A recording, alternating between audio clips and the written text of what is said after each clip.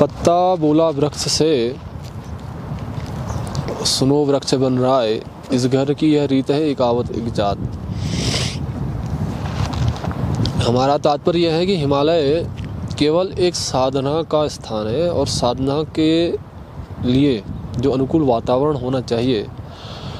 उस अपनी चेतना को बढ़ाने के लिए हम कई बार देखते हैं कि ग्लोबल वार्मिंग से बचाने के लिए, हिमालय को शुद्ध रखने के लिए, दीर्घायु रखने के लिए, हम सबके जीवन को सुरक्षित रखने के लिए बार बार कहा जाता है कि हिमालय में कार्बन का प्रयोग न हो, ऐसा कोई भी कार्य न किया जाए जिससे हिमालय में कार्बन की मात्रा बढ़े। और ये प्लास्टिक का, पॉलीथीन का प्रयोग ना हो जिससे यहाँ पर भूमि में तापमान बढ़ जाए, भीतर फिर विस्फोट की संभावनाएं हों। तो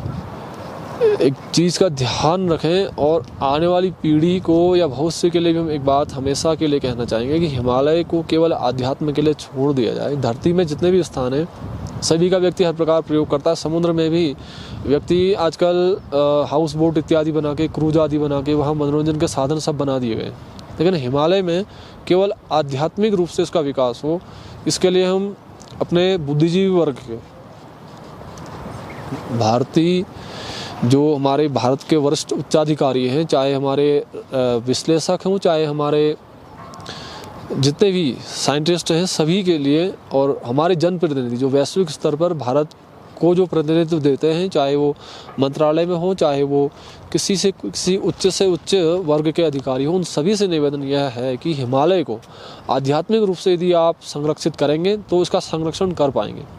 व्यावहारिक और पर्यटन के आधार पर अगर हिमालय का संरक्षण प्रारंभ करेंगे तो पर्यटन के जो नियमावली हैं, पर्यटन की जो आवश्यकताएं, उनके आधार पर हिमालय का संरक्षण कभी भी हो नहीं पाएगा। अध्यात्म में इतनी सुरक्षा, इतनी सुंदरता और इतनी पवित्रता है कि हिमालय अपने आप सुरक्षित हो जाएगा।